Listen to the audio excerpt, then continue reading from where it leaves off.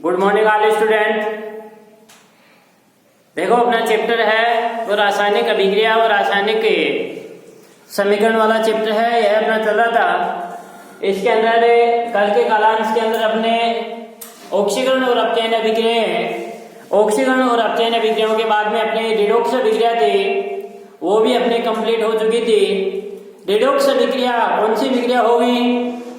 ऐसी रासायनिक अभिक्रिया जिसमें किसी एक अभिकारक पदार्थ का ऑक्सीकरण होता है तो दूसरे अभिकारक पदार्थ का अपचयन होता है, ये रिडॉक्स अभिक्रिया कहलाती है। ऑक्सीकारक और अपचायक पदार्थ का, ऑक्सीकारक पदार्थ कौन सा होता है, अपचायक पदार्थ कौन सा होता है, इसकी परिभाषा भी अपने पढ़ी थी। और कौन सा पदार्थ ऑक्सीकारक होगा? फॉर एग्जाम्पल एक बार पुनः इसका देख लो, जैसे Zn plus CuSO4, Zn plus CuSO4 आपस के अंदर अभिक्रिया करके ZnSO4 प्लस Cu। यहाँ पर देखो एक पदार्थ का ऑक्सीकरण हो रहा है और एक पदार्थ का क्या हो रहा है, आपका अपचयन हो रहा है। ये Zn है, Zn यहाँ जीरो अवस्था में है, परमाणु है, और Zn का Zn+2 में परिवर्तन, द्रव्यावेश की मात्रा में वृद्धि क्या कहलाता है? आपका ऑक्सीकरण अभिक्रिया कहलाता है। तो Zn का ZnSO4 के अंदर क्या हो रहा है? ऑक्सीकरण हो रहा है। इसी प्रकार से CuSO4 है, CuSO4 है, यह कॉपर है, कॉपर 2 इलेक्ट्रॉन को क्या करेगा? ग्रहण करेगा, प्लस 2 इलेक्ट्रॉन ग्रहण करके Cu का निर्माण करेगा। यानी धनावेश की मात्रा में क्या हो रही है? कमी हो रही है। धनावेश की मात्रा में कमी हो रही है, इसका मतलब क्या है? अपचयन है। तो CuSO4 का Cu के अंदर क्या हो रहा है? अपचयन हो रहा है। ये दोनों अभिक्रियाएं थी, रिडॉक्स अभिक्रिया, ऑक्सीकरण अभिक्रिया और अपचयन अभिक्रिया है, ये अपनी हो गई थी। ऑक्सीकरण अभिक्रिया ऐसी रासायनिक अभिक्रिया, संपूर्ण परिभाषा, ऐसी रासायनिक अभिक्रिया जिसमें कोई परमाणु, अणु, आयन या तत्व इलेक्ट्रॉन क्या करता है? त्यागता है। तो है क्या कहलाती है? आपकी ऑक्सीकरण।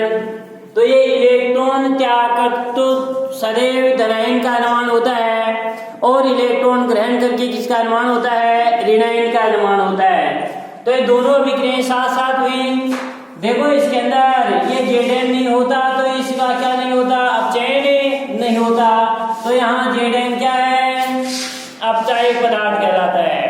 भाई Zn क्या है? अपचायक। और ये CuSO4 यदि नहीं होता तो इसका ऑक्सीकरण नहीं होता। ये CuSO4 क्या कहलाता है? अपचायक पदार्थ कहलाता है। दोनों ऑक्सीकारक और अपचायक पदार्थों की परिभाषा अपनी हो चुकी थी। इसके बाद में चैप्टर का इंपोर्टेंट टॉपिक है और लास्ट, इस चैप्टर का लास्ट टॉपिक है वो आता है आपका उत्प्रेरक। जो उदासीनीकरण की अभिक्रिया है वो अपने ऊपर आ गई है पहले, कि अम्ल और क्षार आपस के अंदर अभिक्रिया करके क्या बनाते हैं? लवण व जल का निर्माण करते हैं। ऐसी रासायनिक अभिक्रिया जिसमें अम्ल प्लस क्षार आपस में अभिक्रिया करके लवण प्लस जल का निर्माण करते हैं। तो ऐसी अभिक्रिया कौन सी अभिक्रिया कहलाती है? उदासीनीकरण की अभिक्रिया कहलाती है। भाई अम्ल और क्षार आपस में अभिक्रिया करके लवण, और यह अभिक्रिया पहले अपने पढ़ लिया ना। जैसे अम्ल है आपका HCl प्लस क्षार NaOH, लिखना नहीं है इसको, आपस में अभिक्रिया करके NaCl प्लस जल का निर्माण होता है। तो ये कौन सी अभिक्रिया हो गई? उदासीनीकरण की अभिक्रिया हो गई। अब देखो जो प्रबल अम्ल और प्रबल क्षार यदि मिलकर के जिस लवण का निर्माण करते हैं तो उस लवण के pH का मान क्या होता है? 7 होगा। ये जैसे परबली अम्ल है और परबली क्या है? क्षार है। दोनों आपस के अंदर मिलकर के किसका निर्माण किया? इसने लवण और जल का।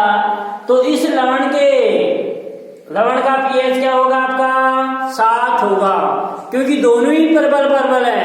ये देखो HCl भी अपना प्रबल है और NaOH भी क्या है, प्रबल है। दोनों प्रबल है, इसलिए इस लवण का पीएच क्या होगा 7 होगा। अर्थात जो लवण होगा वो उदासीन प्रकृति का होगा। ये भी देखो अपने पढ़ लिया था, यदि प्रबल अम्ल है, अम्ल जब क्या है प्रबल है, क्षार जब दुर्बल है, प्रबल अम्ल और दुर्बल क्षार, प्रबल अम्ल और दुर्बल क्षार से जो लवण बनेगा उस लवण का पीएच क्या होगा प्लस जल का निर्माण होगा। अम्ल प्रबल है, दुर्बल क्षार है, इनके मिलने से जिस लवण का निर्माण होता है उस लवण के पीएच का मान क्या होगा 7 से कम हो गया, 7 से अधिक 7 से कम होगा। क्यों? क्योंकि प्रबल अम्ल है और अम्लों का पीएच क्या होता है 7 से कम होता है। क्षारों का पीएच क्या होता है 7 से अधिक होता है। इसलिए प्रबल अम्ल और दुर्बल क्षार के जिस लवण का निर्माण होगा उसके पीएच का मान क्या होगा 7 से कम होगा। अर्थात जो लवण होगा वो लवण आपका अम्लीय प्रकृति का होगा। अगला एग्जाम्पल है दुर्बल। तो क्या है बेटे, दुर्बल क्या है, दुर्बल तो क्या है अम्ल है, अम्ल है वो तो क्या है अपना दुर्बल है, प्लस प्रबल क्या है क्षार है। दुर्बल अम्ल और प्रबल क्षार से यदि जिस लवण का निर्माण होगा तो उस लवण के पीएच का मान क्या होगा, पीएच का मान 7 से ज्यादा होगा या कम, 7 से ज्यादा होगा, 7 से क्या होगा ज्यादा, क्योंकि प्रबल क्या है अम्ल है, प्रबल क्षार है, तो 7 से अधिक होगा। अर्थात जो लवण बनेगा वो लवण आपका क्षारीय प्रकृति का होगा।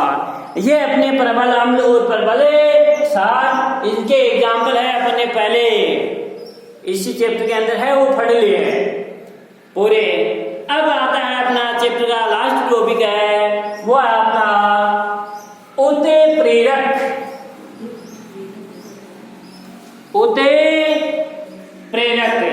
उत्प्रेरक किसे कहेंगे, यानी उत्प्रेरक भी एक प्रकार के रासायनिक पदार्थ होते हैं।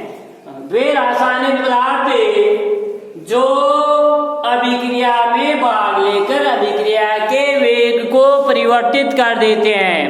भाई जो अभिक्रिया संपन्न हो रही है उस अभिक्रिया के वेग को ये कम भी कर सकते हैं और आपके ज्यादा भी कर सकते हैं।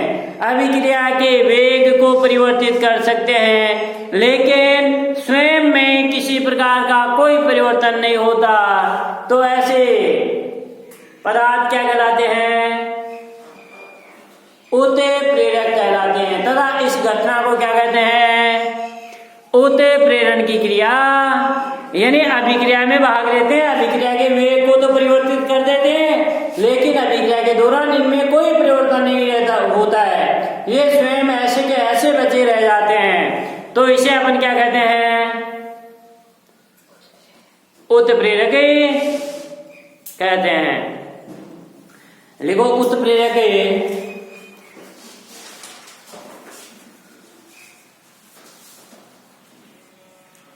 उत्प्रेरक।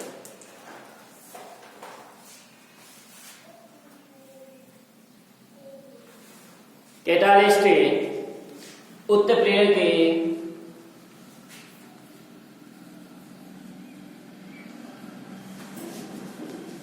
उत्प्रेरक, यानी अभिक्रिया के बाद स्वयं में किसी प्रकार का कोई परिवर्तन नहीं होता।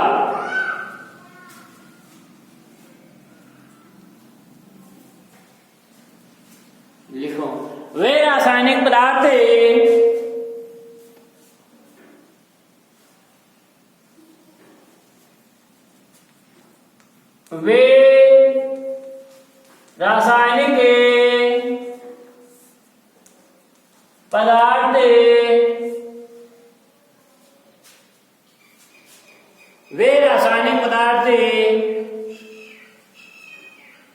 जो अभिक्रिया के वेग को परिवर्तित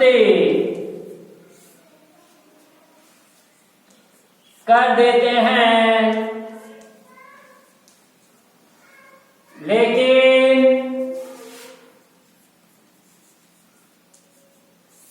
स्वयं अपरिवर्तित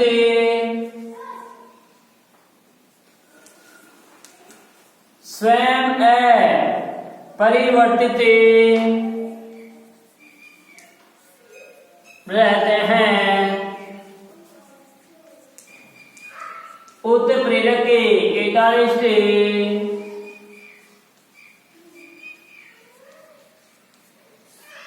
कहलाते हैं तथा इसी घटना को या इस क्रिया को उत्प्रेरण कहते हैं तथा इस घटना को उत्प्रेरण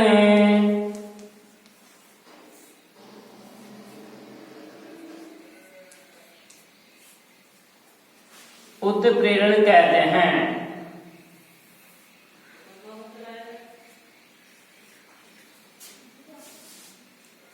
वे रासायनिक पदार्थ जो अभिक्रिया के वेग को परिवर्तित कर देते हैं लेकिन स्वयं अपरिवर्तित रहते हैं, क्या कहलाते हैं? उत्प्रेरक कहलाते हैं तथा इस घटना को उत्प्रेरण कहते हैं। इस प्रकार की घटना क्या कहलाती है? उत्प्रेरण कहलाती है। फॉर एग्जाम्पल अपन देखें बेटे, जो पोटेशियम क्लोरेट है, पोटेशियम क्लोरेट को जब गर्म किया जाता है, वो गर्म किसकी उपस्थिति में उत्प्रेरक होगा? वो मैग्नीज डाइऑक्साइड की उपस्थिति में यदि जब गर्म किया जाता है तो यहाँ पर यह अभिक्रिया बहुत ही तेज गति के साथ संपन्न हो जाती है। मिलाने पर कम टेम्परेचर पर भी यह अभिक्रिया है वो आपकी होना शुरू हो जाती है। तो यहाँ पर यह जो मैग्नीज डाइऑक्साइड है यह आपका एक उत्प्रेरक का कार्य करेगा। For example potassium chlorate KClO3, इसको जैसे गर्म किया जाता है MnO2 मैग्नीज डाइऑक्साइड, तो आपका क्या प्राप्त होता है? पोटेशियम क्लोराइड और आपका ऑक्सीजन प्राप्त होगा KCl+O2 का निर्माण होगा 3O2। पोटेशियम क्लोरेट है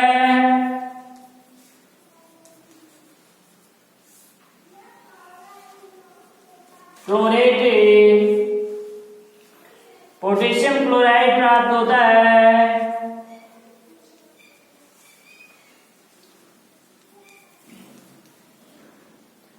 क्लोराइड और ये ऑक्सीजन।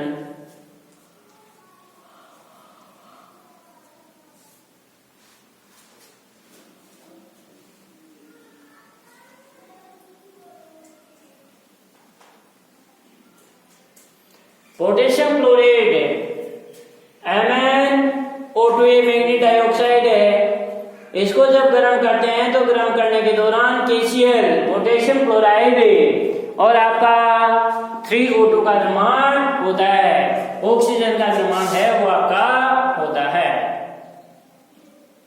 यहां पर देखो बेटे, जब इन पोटेशियम क्लोराइड को अपन गर्म करेंगे, सामान्य तौर के ऊपर जब अपन MnO2 मानो इसके अंदर नहीं डाला है, MnO2 जब इसके अंदर नहीं डालेंगे उस दौरान यदि इसको, ये त्रिभुज का चिन्ह है, ये इसको उष्मा को देने की अपन गर्म कर रहे हैं। जब इसको गर्म करेंगे तो गर्म करने के दौरान अधिक मात्रा में क्या होगा? इसको गर्म किया जाएगा, तब जाकर के अभिक्रिया संपन्न होगी।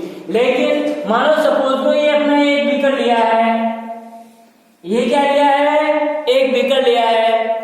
इस बीकर के अंदर अपने क्या डाल दिया है, ये पोटेशियम क्लोराइड है, पोटेशियम क्लोराइड KClO3 है।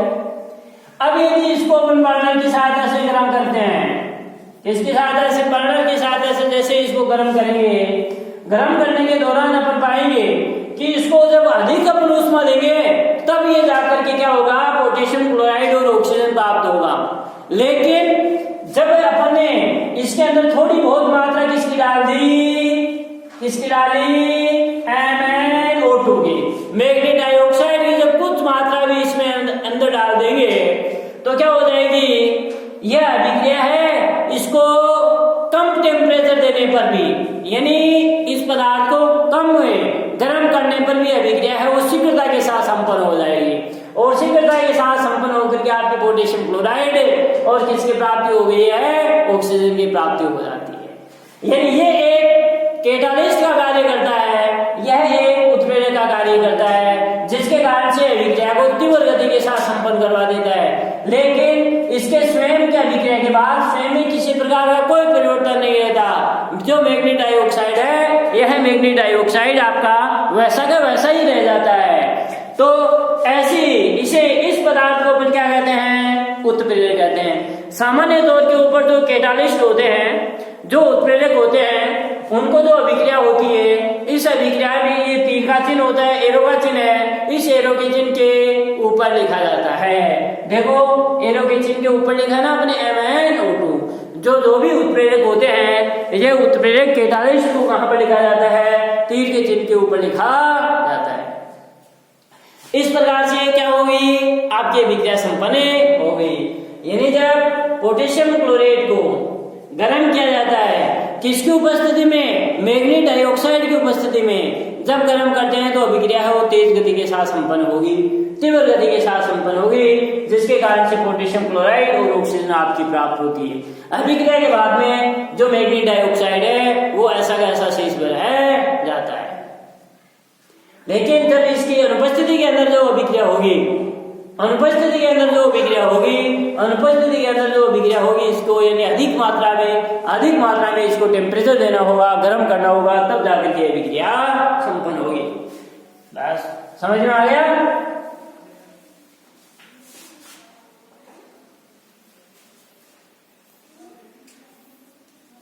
उपरोक्त अभिक्रिया में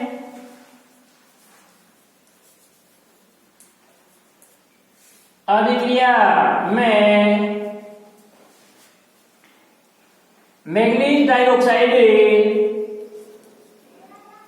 मैग्नीज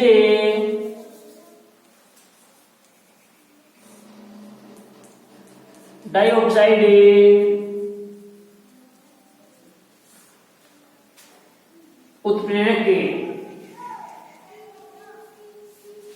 उत्प्रेरक का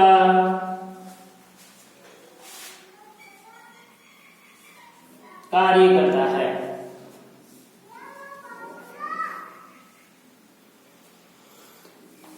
यानी ये मैग्नीज डाइऑक्साइड है, यह आपका एक उत्प्रेरक का कार्य करता है।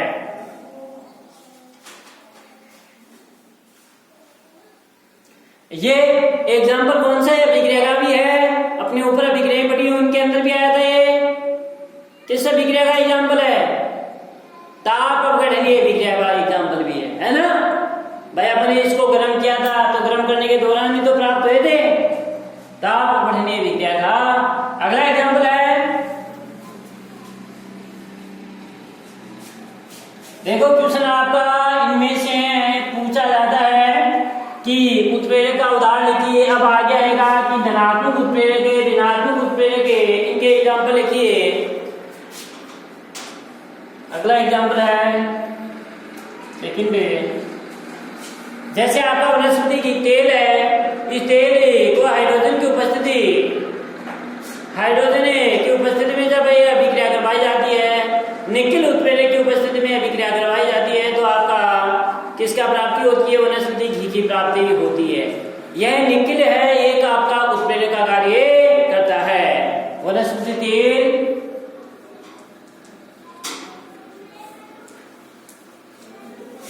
तेल प्लस H2 किसकी उपस्थिति में? निकेल उत्प्रेरक की उपस्थिति में संपन्न होती है और वनस्पति घी का निर्माण।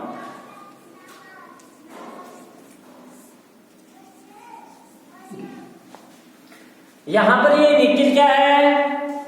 उत्प्रेरक है। निकेल क्या है? उत्प्रेरक।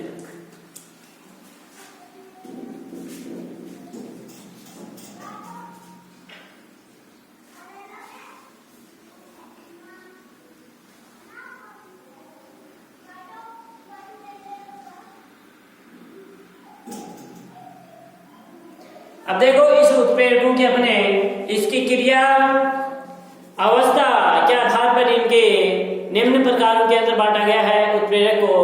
तो पहला अपन पढ़ेंगे किसके आधार पर? भौतिक अवस्था के आधार पर उत्प्रेरक के प्रकार। दो प्रकार के हैं। भौतिक अवस्था के आधार पर भौतिक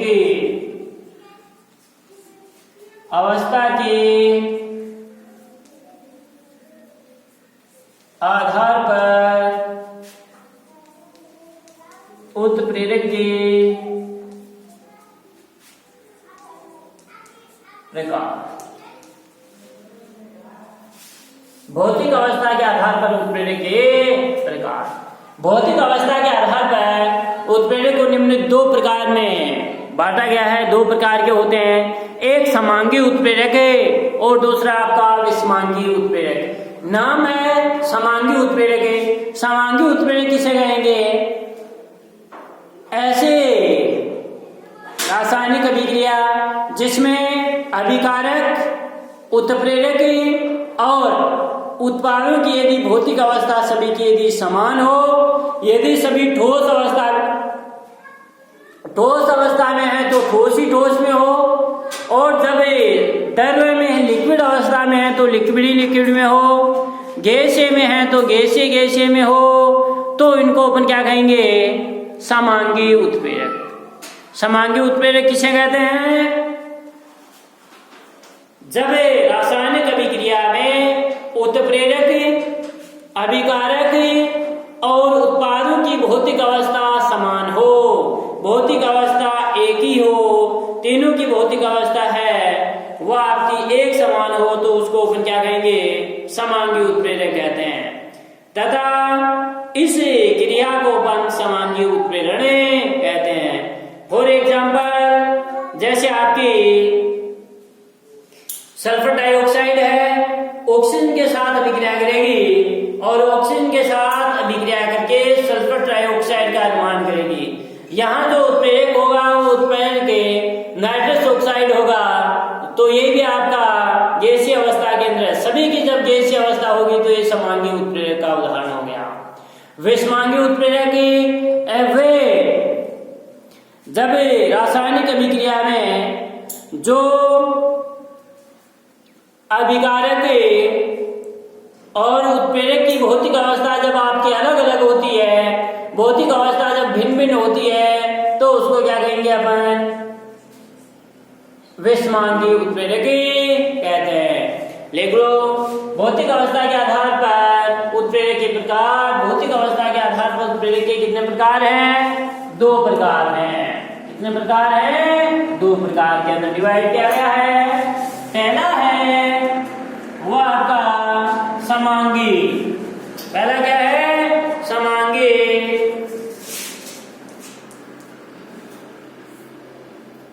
समांगी उत्प्रेरक।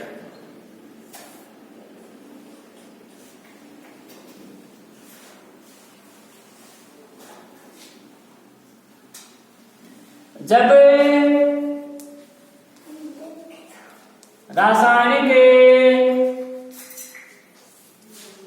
अभिक्रियाओं में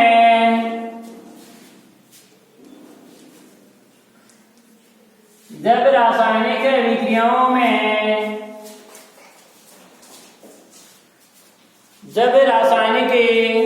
अभिक्रियाओं में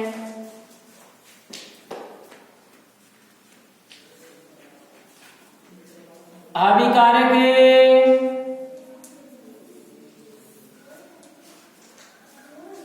उत्प्रेरक और उत्पाद। रासायनिक अभिक्रियाओं में अभिकारक, उत्प्रेरक और उत्पाद तीनों या उत्पादों की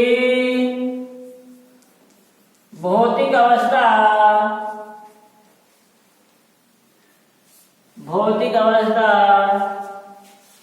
समान हो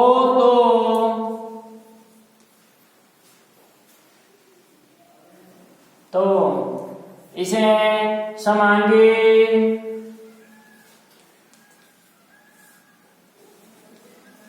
उत्प्रेरक कहते हैं तथा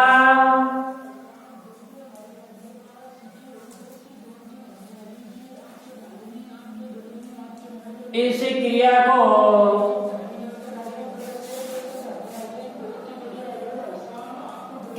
को उत्प्रेरण कहते हैं।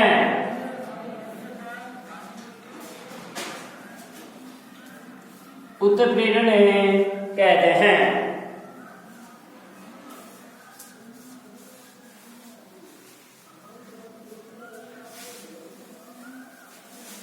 इस क्रिया को उत्प्रेरण या समांगी, भाई समांगी पढ़े हैं ना अपने, तो समांगी उत्प्रेरण कहते हैं। तीनों की भौतिक अवस्था समान हो, अभिकारक, उत्पाद और उत्प्रेरक की जब भौतिक अवस्था समान हो तो उसे अपन क्या कहते हैं? समांगी उत्प्रेरक कहते हैं। तथा इस क्रिया को अपन क्या कहते हैं? समांगी उत्प्रेरण कहते हैं। फॉर एग्जाम्पल,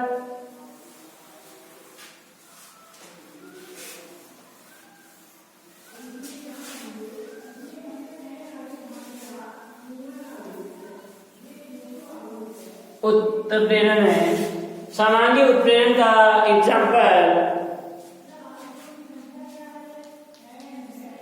मैंने अभी बताया था, सल्फर डाइऑक्साइड है। सल्फर डाइऑक्साइड को जब ऑक्सीजन की उपस्थिति में, नाइट्रस ऑक्साइड उत्प्रेरक की उपस्थिति में जब अभिक्रिया करवाई जाती है तो सल्फर ट्राइऑक्साइड आपकी प्राप्त होती है। तो तीनों की भौतिक अवस्था इसी प्रकार से मेथिल एसीटेट है। मेथिल एसीटेट के विक्रिया जब जल के साथ हाइड्रोक्लोरिक अम्ल की उपस्थिति के अंदर जब करवाई जाती है तो इसके दौरान क्या प्राप्त होता है? आपका एसिटिक अम्ल प्राप्त होता है। तो ये भी आपका क्या प्राप्त, किसकी अभिक्रिया का एग्जाम्पल है। और मेथेनॉल प्राप्त होता है। तो दोनों की, सभी की जो भौतिक अवस्थाएं हैं, ये भौतिक अवस्थाएं जब समान हैं तो उसको अपन क्या कहेंगे? समांगी उत्प्रेरक कहते हैं। फॉर एग्जाम्पल जैसे सल्फर डाइऑक्साइड है, SO2 प्लस ऑक्सीजन की उपस्थिति में, जब नाइट्रस ऑक्साइड की उपस्थिति में, नाइट्रस ऑक्साइड एक उत्प्रेरक है, इसकी उपस्थिति में तो सल्फर डाइऑक्साइड गैस प्राप्त होती है, SO3 का निर्माण होता है, सल्फर डाइऑक्साइड गैस प्राप्त होती है। ये देखो, इधर ध्यान दो, ये सल्फर डाइऑक्साइड है। डाइऑक्साइड है, कौन सी अवस्था है? ये कौन सी अवस्था में है? कौन सी अवस्था में है? पदार्थ की कितनी अवस्थाएं होती हैं? 3, ठोस, द्रव्य और गैस। तो इसकी कौन सी अवस्था है? ये गैस है। सल्फर डाइऑक्साइड गैस अवस्था है। ऑक्सीजन कौन सी अवस्था में है? गैस अवस्था में है। ये सल्फर डाइऑक्साइड भी कौन सी अवस्था में है? गैस अवस्था में है। लेकिन ये नाइट्रस ऑक्साइड कौन सी अवस्था में होगी? गैस अवस्था में ही है। नाइट्रस ऑक्साइड भी कौन सी अवस्था में है? गैस। देखो, तीनों की बेटे भौतिक अवस्था क्या है? समान है। और जब तीनों की भौतिक अवस्था समान है, इसका मतलब कौन सी क्या है? समांगी उत्प्रेरक का एग्जाम्पल है। भाई सभी की भौतिक अवस्था क्या है? ये आपका सल्फर डाइऑक्साइड है, डाइऑक्साइड है,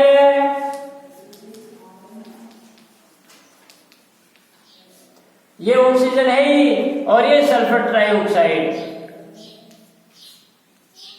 सल्फर ट्राइऑक्साइड।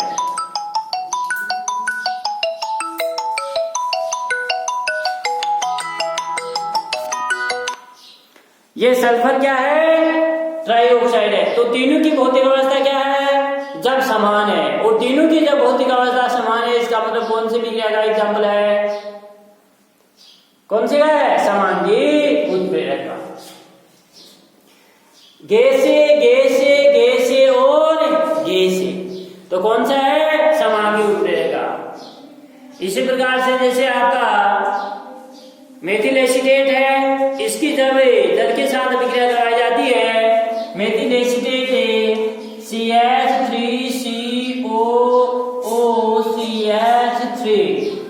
प्लस H2O जल के साथ जब विक्रिया करवाई जाती है, तो H2O के साथ जब विक्रिया करवाई जाती है तो एसिटिक अम्ल आपका प्राप्त होगा।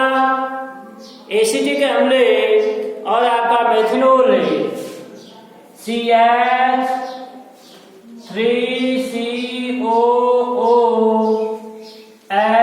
Plus CH3OH। ये देखो एसिटिक अम्ल प्लस मेथिनॉल आपका प्राप्त हुआ, ये मेथिल एसीटेट है,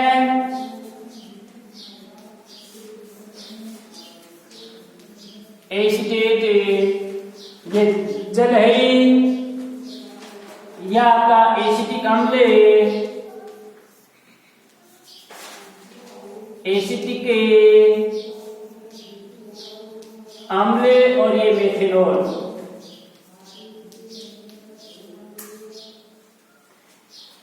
देखो ये मेथिल एसीटेट है, इसके कौन सी अवस्था में है? लिक्विड अवस्था में। कौन सी अवस्था में है? लिक्विड अवस्था में।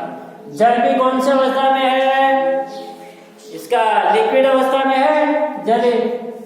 और जो उत्प्रेरक है, यहाँ जो उत्प्रेरक काम करता है वो HCl है, हाइड्रोक्लोरिक अम्ल। ये HCl भी है लिक्विड अवस्था में, AQ इसका HCl का अपन जलीय भी ले लेते हैं, इसलिए ये AQ है लेकिन लिक्विड भी तो है। इसी प्रकार से ये आपका कौन सा है? जो एसिटिक अम्ल है, ये भी आपका AQ अवस्था में है, मेथिनॉल है वो भी AQ अवस्था। यानी सभी की भौतिक अवस्था AQ का जलिय आयन कह दो भाई, इसका जलीय विलयन है। AQ का मतलब है जलीय विलयन, एक्वस। सभी की भौतिक अवस्था क्या है? समान है, इसका मतलब ये कौन सी है? समांगी का एग्जाम्पल है। लिख लो इनको दोनों को। क्वेश्चन ऐसे पूछा जाएगा कि समांगी उत्प्रेरक का एग्जाम्पल लिखिए, केवल एग्जाम्पल पूछा जाता है एग्जाम में। विषमांगी का है वो एग्जाम्पल लिखिए, केवल एग्जाम्पल पूछा जाता है तो आपको एग्जाम्पल देना है। सल्फर डाइऑक्साइड है, सल्फर डाइऑक्साइड ऑक्सीजन के साथ अभिक्रिया करेगा और ऑक्सीजन के साथ अभिक्रिया करके सल्फर ट्राइऑक्साइड का निर्माण करेगा। यहाँ पर जो उत्प्रेरक काम कर रहा है वो उत्प्रेरक कौन सा है? नाइट्रस ऑक्साइड है। नाइट्रस ऑक्साइड की भी कौन सी अवस्था है? गैसीय अवस्था है। तो सभी की भौतिक अवस्था जब समान है, सभी की भौतिक अवस्था है वो समान है, इसलिए इसको क्या कहते हैं? अपन समांगी उत्प्रेरक का एग्जाम्पल कहते हैं। अगला है अपना विषमांगी उत्प्रेरक।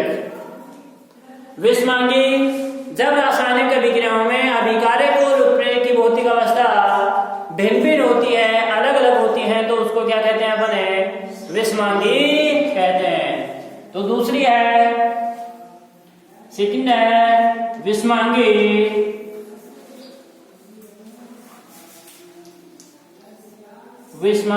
उत्प्रेरक।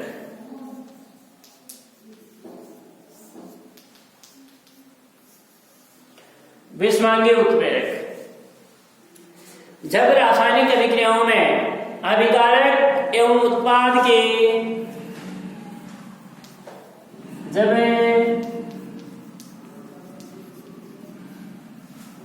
रासायनिक अभिक्रियाओं में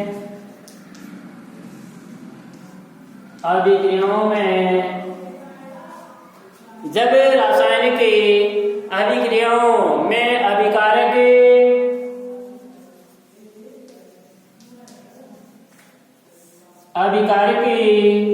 और उत्पाद की उत्प्रेरक की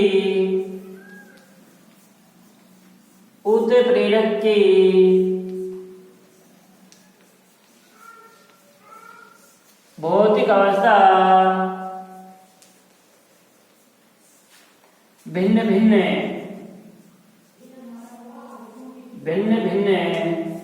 हो या अलग अलग हो, भिन्न भिन्न हो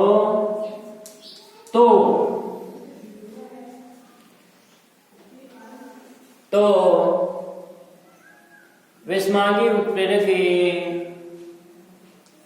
तो इसे विषमांगी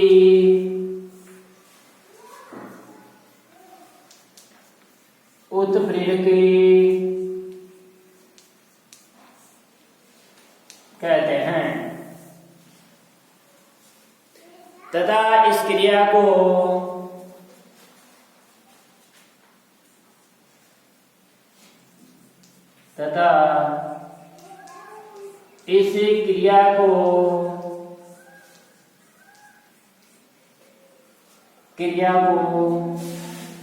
विषमांगी उत्प्रेरण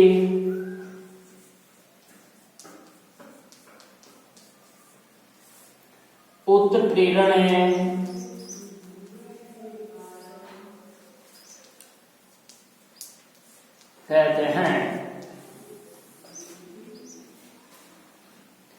इस क्रिया को विषमांगी उत्प्रेरण कहते हैं। फॉर एग्जाम्पल,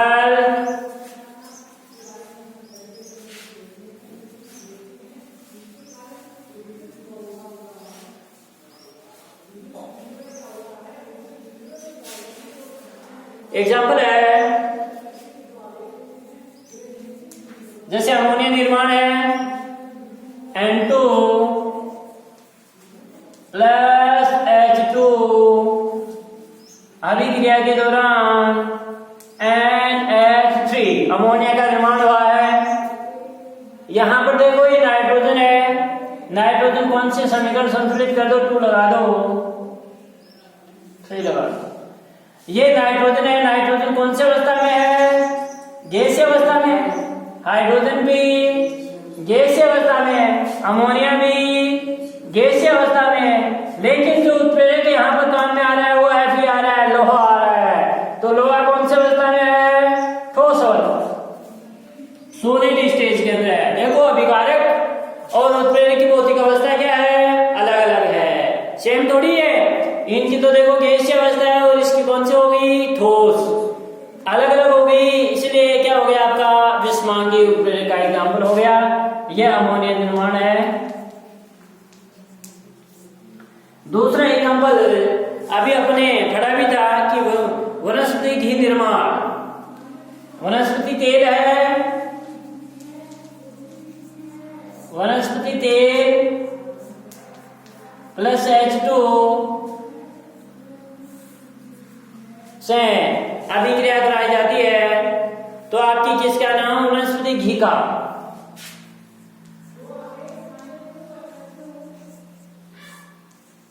वनस्पति घी जो यहां पर जो उत्प्रेरक काम में आ रहा है वो उत्प्रेरक कौन सा आता है, यहां पर निकेल। भाई कौन सा उत्प्रेरक काम में आ रहा है, निकेल। वनस्पति तेल है, इसकी कौन सी अवस्था है, लिक्विड है। हाइड्रोजन की कौन सी अवस्था है, गैसीय अवस्था है। और यहाँ निकेल, ये Ni उत्प्रेरक है, इसकी निकेल है, ठोस अवस्था में है। और वनस्पति घी है, ये भी आपका ठोस अवस्था में है। तो देखो इनकी भौतिक अवस्था, इसकी देखो लिक्विड है, इसकी गैस है, इसकी ठोस है, इसकी ठोस है। तो भौतिक अवस्था क्या है, अलग अलग है, भिन्न भिन्न है। इसलिए किसका एग्जाम्पल आपका किसका है, विषमांगी उत्प्रेरक का एग्जाम्पल है।